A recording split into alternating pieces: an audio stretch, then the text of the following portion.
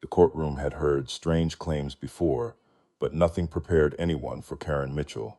She stood at the plaintiff's table with her 8-month-old daughter on her hip, a designer diaper bag over her shoulder, and a leather folder in her hand. She looked calm, confident, and proud, as if she believed she had already won. Then she said, "Your Honor, my baby witnessed the whole incident. She can testify. She told me exactly what happened."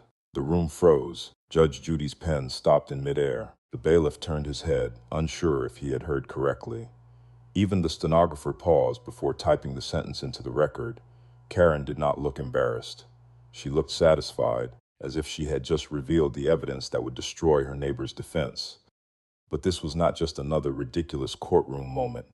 Within minutes, Judge Judy realized this case was not really about a stroller, a neighbor, or a tiny dog. It was about a mother who seemed unable to separate reality from a dangerous belief, and a baby who might need protection before the situation became worse. On paper, the case looked simple. Karen Mitchell was suing her neighbor, Jessica Martinez, for $2,500. Karen claimed Jessica's dog had destroyed her expensive designer stroller and traumatized her infant daughter, Sophia. But when Judge Judy read the complaint, one detail stood out. Karen had not simply written that her baby was scared.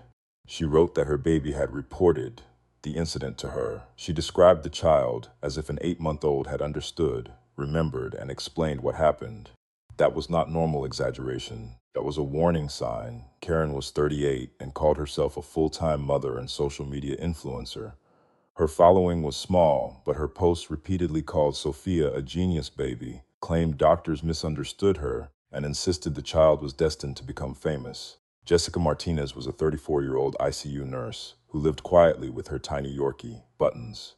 According to residents, Buttons was gentle, quiet, and more likely to sleep on the couch than bother anyone. Jessica denied that Buttons damaged the stroller. She said the lawsuit began after she politely asked Karen to stop blocking the building entrance with her oversized stroller. Karen took that request as an insult.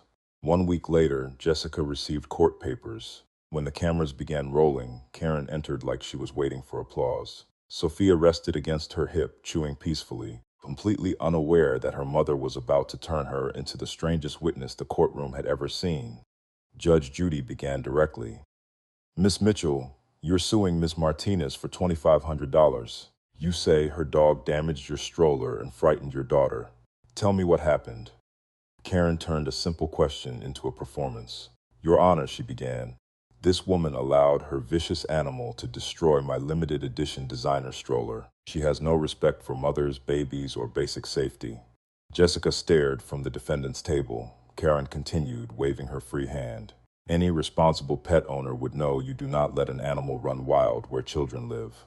My daughter was exposed to trauma because of this woman's carelessness." Judge Judy raised her hand. "Ms. Mitchell, I didn't ask for your opinion about pet ownership. I asked what happened to the stroller." Karen gave a loud, irritated sigh.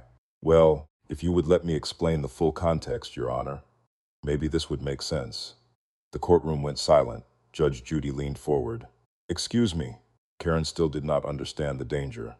"This is not just about a stroller," she said. "This is about neighborhood safety and the needs of an advanced child. My daughter is not like other babies." Judge Judy's voice sharpened. "Let's begin with facts. You claim the dog damaged your stroller. What proof do you have?" Karen's face brightened. This was the moment she had rehearsed. "I have an eyewitness," she said proudly. "A completely reliable witness who saw the entire incident." Judge Judy picked up her pen. "Who is the witness?" Karen lifted the baby slightly, as if presenting evidence. "My daughter Sophie. She was in the stroller. She saw everything, and she told me exactly what that dog did."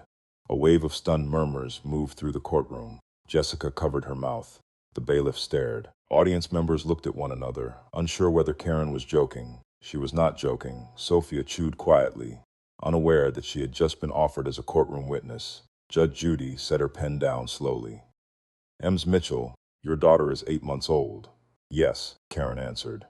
"But Sophie is not an average 8-month-old." Karen leaned into the explanation. "She has been advanced since birth. She communicates with me in meaningful ways. Most people cannot understand because most people have never raised a gifted infant." Judge Judy's next question was precise. "How many actual words can your daughter say?" Words any adult could hear and identify as language.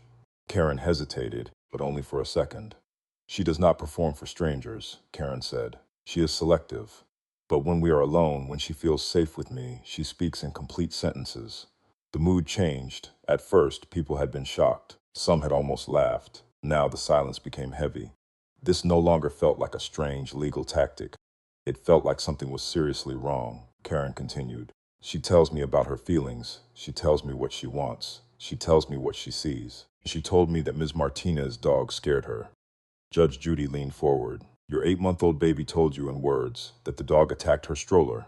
Yes, Karen said, and I documented it. She reached into the diaper bag and pulled out a pastel journal covered with baby designs. She opened it like she was reading sworn testimony. On the day of the incident, Sophie said, "The bad doggy scared me, Mommy. It jumped at my carriage and made loud noises.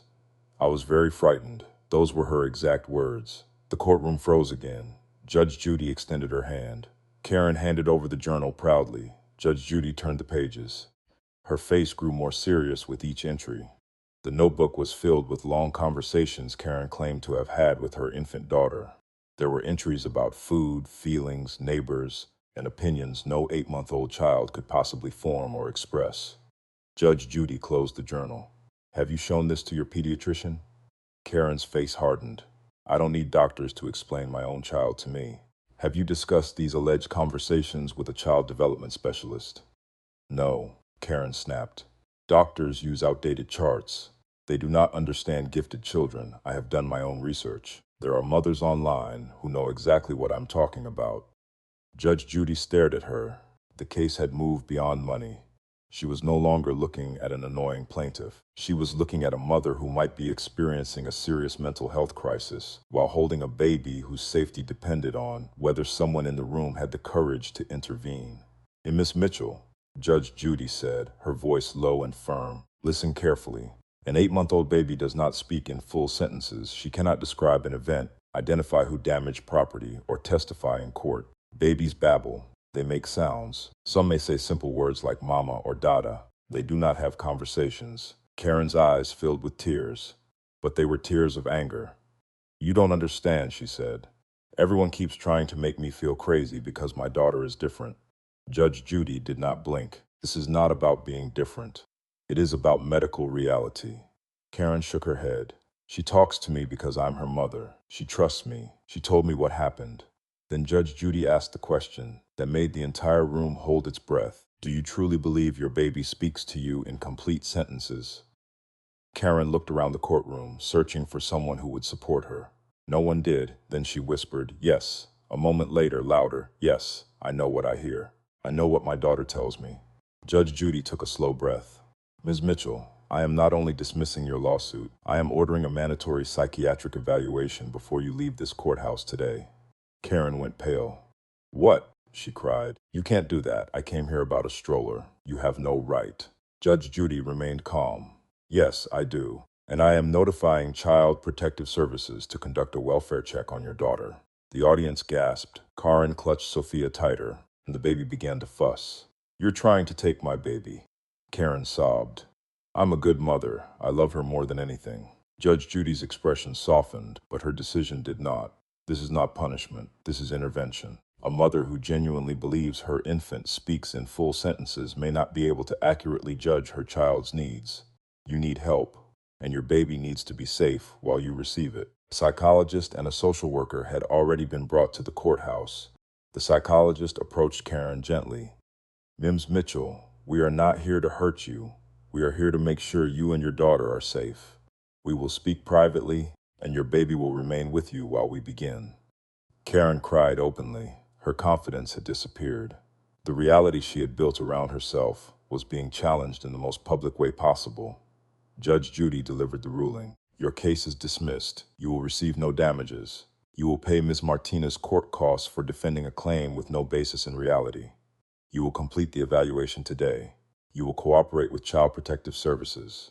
If you refuse, further action will be taken to protect the child. Jessica stood silently. She had come prepared to defend her small dog. She had not expected to watch a mental health emergency unfold under courtroom lights. As Karen was escorted out, Sophia cried softly. No one clapped, no one cheered. The courtroom understood that this was not a victory scene. It was something heavier.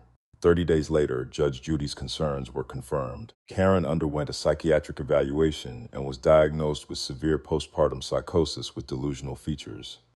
The condition had been growing for months, hidden behind social media posts, isolation, and online groups that reinforced her beliefs instead of urging her to seek medical help. With treatment, therapy, and medication, Karen slowly began reconnecting with reality. She came to understand that Sophia had never spoken those sentences. The journal was not proof of a gifted baby. It was evidence of an illness that had distorted her perception. Later, Karen apologized to Jessica. She admitted the lawsuit was wrong. She admitted Jessica had never harmed her or her daughter. She also admitted that she had ignored warning signs because she was terrified of being told something was wrong. The case became unforgettable, not because of a stroller, a tiny dog, or a strange courtroom sentence. It was remembered because Judge Judy saw past the lawsuit. She saw a baby who needed protection. She saw a mother who needed urgent help. And she understood that real compassion is not always gentle. Sometimes compassion sounds like a hard ruling. Sometimes it looks like intervention. Sometimes it means telling someone the truth when they can no longer see it themselves. That day, Judge Judy did not just dismiss a claim. She stopped the crisis from continuing in silence. And the most important judgment in that courtroom was never about $2,500. It was about protecting a child, confronting a delusion, and giving a struggling mother a chance to come back to reality before it was too late.